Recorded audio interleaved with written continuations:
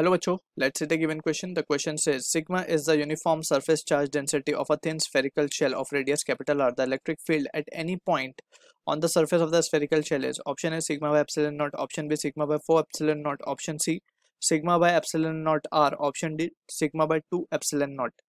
So for this question, जो key concept यहाँ पे we need to understand is the concept of electric field due to spherical shell.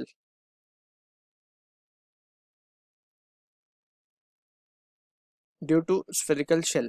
तो यहाँ पे अगर हम बात करें electric field due to spherical shell की, तो मान लेते हैं ये हमारे पास एक शेल है, थिन शेल हम मान रहे हैं, ठीक है ना। तो इस पे हमें गिवन है सिग्मा जो है वो चार्ज डेंसिटी है या फिर चार्ज पर यूनिट एरिया इस पे डिस्ट्रीब्यूटेड है। हमसे पूछा गया था electric field at a point on the surface, यानी कि इस पॉइंट के ऊपर अगर मान लें कि एक पॉइंट पी है, तो इस पॉइंट पी पे हमें क्या फाइंड करना है। Basically we are interested in calculating the electric field. So electric field at point P it is given by the expression K Q if Q is the charge spreaded on it, K Q upon R square. So यहाँ पे जो spherical shell है we can consider the charge to be concentrated at the centre, ठीक है।